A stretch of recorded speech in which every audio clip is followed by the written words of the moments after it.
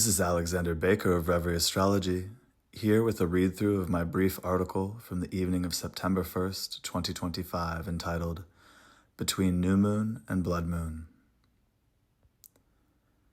Just as spring's inhalation swells into summer's held breath, Leo's chest filled with lungfuls of that which breathes across the light-fed earth, so Virgo sits at summer's end, the threshold of Libra's balance bringing fall's exhalation, ever the promise of winter's empty lungs to come. In the self-similarity of many a cycle, this divine image descends from head to toe, Aries at the head commencement of spring and the natural year, down to Pisces in the feet. I speak now of Leo's rulership of heart and spine, Virgo of the stomach and those systems which separate nutrient from waste, where summer and fall meet. The first decan of Virgo, which deals much with the instinct of discernment, has felt ever colored by the planetary cycles surrounding, much like the dignity of our exalted Jupiter still answers to fleeting movements of the moon ruling it. It is Jupiter, now a couple months into its exaltation of Cancer, that makes all the difference in this week's most prominent transit prior to the first of two upcoming eclipses. September 1st saw Saturn re-enter Pisces, for one last processing of loss and obstacle across this place in our charts until February 13th. It is on this day that Saturn re-enters Aries for good, a couple years running.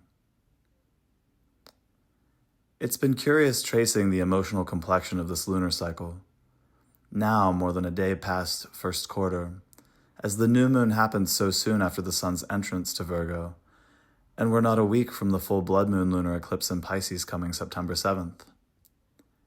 In fact, the new moon in Virgo on August 23rd was a black moon, the third of four new moons taking place inside of summer's measure. Luna waxed into Libra, meeting Mars there in its detriment, a guest in Venus's home. The star of Aphrodite entered Leo not 2 hours later on the 25th, bringing high passion yet also perhaps the most glamorous of masks. Internal and external relationship arbitration abound, courts of varying drama with Venus in an increasingly magnetic place through September 19th. Where stronger Libra placements might see Lady Justice come to set things aright, Mars in Libra often tasks itself with bringing knives to the banquet or a gavel to the gunfight. The moon then entered its fall of Scorpio, ruled by the debilitated Mars, whose question of diplomacy in Libra is, with a Scorpio moon, sometimes contorted into covetousness and obsession with power dynamics. The moon in Sagittarius brought that I want to get free restlessness to close out August, and as I write this, on the night of Monday, September 1st, Luna has entered her detriment of Capricorn. Jupiter's hyper-idealism is cradled in Cancer, its vision well incubated if we also choose to do the thing.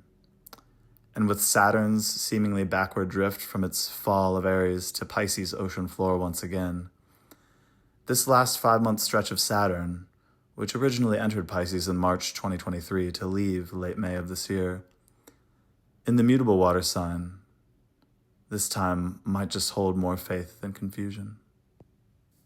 More in the days to come. As always, swim well, starlings. This is Alexander Baker of Reverie Astrology.